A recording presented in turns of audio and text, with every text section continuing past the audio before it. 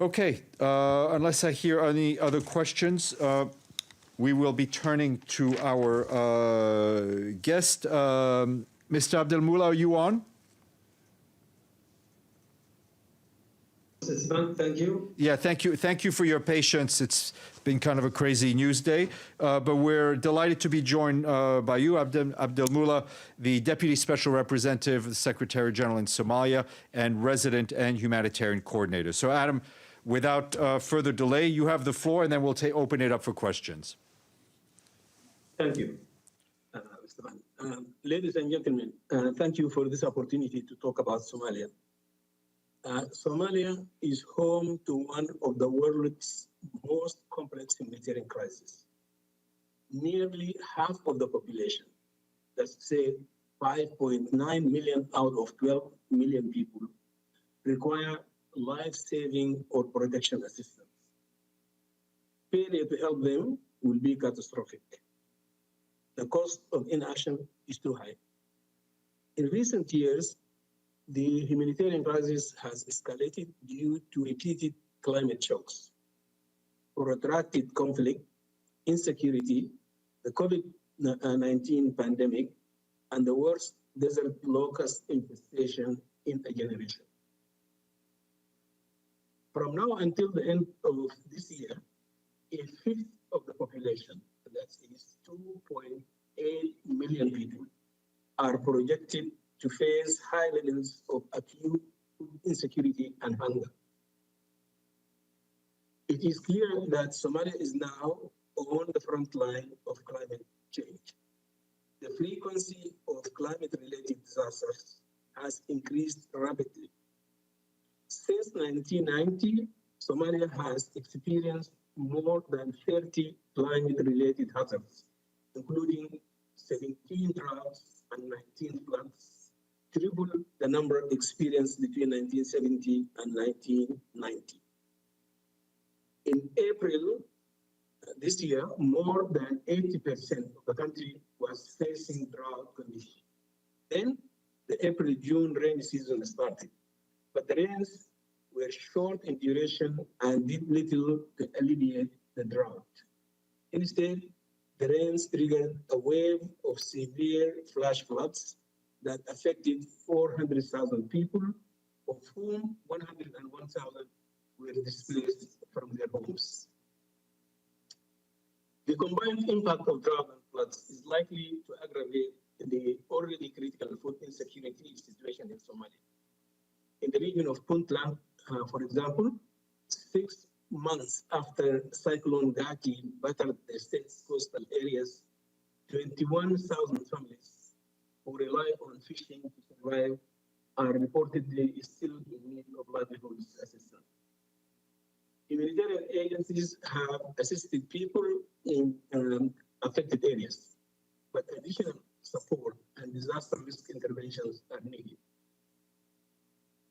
Furthermore, decades of conflict have contributed to high levels of vulnerability across the country. This year, more than 523,000 people have been forced to leave their homes. Of these IDPs, 347,000, that is 66%, were displaced due to conflict or insecurity, including close to 207,000 people in the capital Mogadishu due to electoral-related violence in April. Since 27 June, over 200,000 families have been displaced from Wisil town and the surrounding villages in Garmudo, in central Somalia, following an attack on the town by armed people in which at least 4 people were killed and 18 injured. In Somalia, women and girls make up half of the 2.9 internally displaced persons.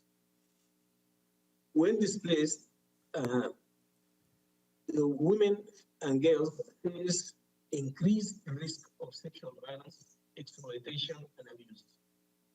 Many of the displaced live in temporary sites at the mercy of landowners who constantly harass them and sometimes forcibly evict them. The desert locust infestation continues a year on, contributing to food insecurity, particularly in the northern parts of the country, due to favorable locust breeding conditions following the April rains. Somaliland and Puntland and parts of the southwest state are most at risk. Conflict and widespread tensions also affect our humanitarian operations, including our ability to reach people who desperately need assistance and protection. Despite ongoing advocacy for the safety and security of aid workers, the operating environment remains difficult and dangerous, with regular incidents of violence against humanitarian and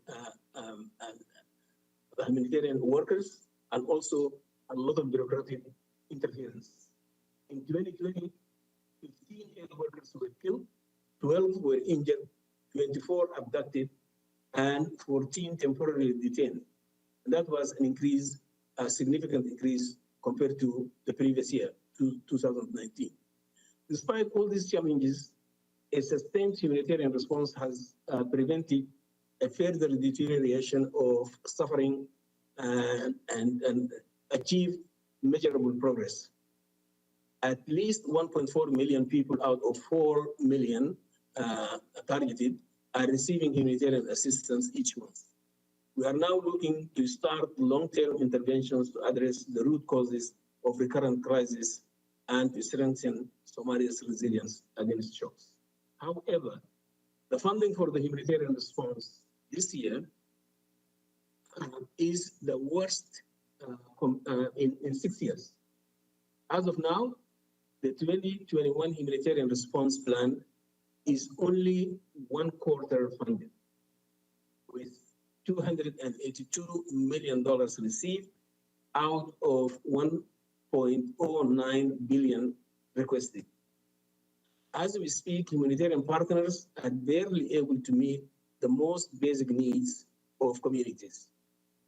As a result, 5.9 million vulnerable children, women, and men are at risk of losing access to some or all of the life-saving assistance that they desperately need. If we fail to get more funding, 3 million people will not have access to essential healthcare services. 1.2 million people will face acute water shortage by the end of July this year in 20 districts, and 250,000 children will face potentially life-threatening malnutrition. And only 1.7 million will receive food assistance, while 1 million with acute food needs will miss out. In the Banadr region, that's around Mogadishu, over 50 schools for displaced children will be closed permanently in August 2021, curtailing education for more than 12,000 children. So while we appreciate the generosity of our donors, without additional funds, the situation will deteriorate considerably further.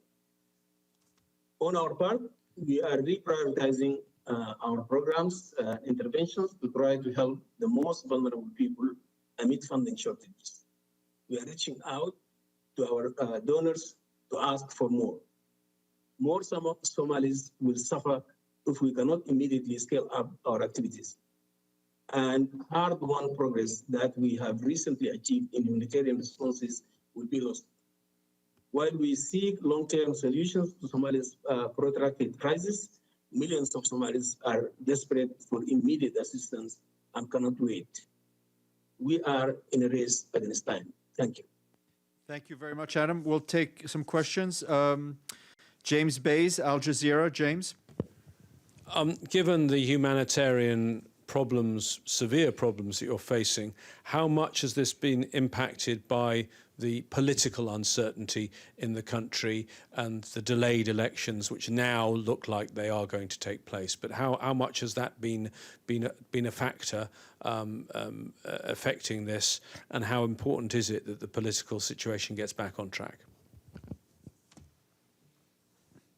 Please go ahead, Adam. Well, the political stalemate escalated around the months of April, and we saw some armed clashes in Mogadishu that led to the displacement of over 200,000 persons just around Mogadishu, and another 50,000 around the country. Fortunately, while further escalation of that conflict was averted, those displaced from their homes have yet to return. Another way in which the electoral stalemate has affected the humanitarian situation is that most of the country's leaders are focused on the politics, and very little attention is given to the humanitarian situation. Thank you. Any other questions? Anybody on the screen? Abdelhamid, please. Abdelhamid. Oh, thank you. This is Abdelhamid Sayama from the Arabic daily Al-Quds Al-Arabi. Thank you for the briefing. And my question is about the northern part of Somalia. I know it's not in your mandate, but maybe you could share some of the information. Why the northern part, Hargeisa, is stable, there are free and fair elections, things are moving in the right direction. Who is behind that? Who's supporting the separatist movement in the north, which is not recognized by the international community, yet they are leading a kind of a stable entity in the north? Thank you. Well, let me just say that the UN operates in Somaliland just the way it operates throughout Somalia. And when it comes to our humanitarian activities, these are based on the humanitarian principles of humanity, independence, impartiality, and neutrality. So the only consideration given is the need of those affected by the humanitarian crisis. That is the sole factor that determines where the humanitarian assistance goes. As to the political side of your question, there is a political mission here, and I would be happy to put you in touch with colleagues who are leading in that area. But there are also, from my side, I can just say that there are historical reasons. Somaliland evolved around 1991 and continued along the way for the past almost 30 years. And that may have contributed to what we see. As to the role of outside forces and all of that, I am not going to speculate about it. But, maybe there are other people who are better placed to answer that side of the question. Thank you. Any other questions? Great. Adam, thank you for your briefing. Thank you for your patience. And all the best to you and your colleagues in Mogadishu. Thank you, Stefan. Thank you for having me. Thank you.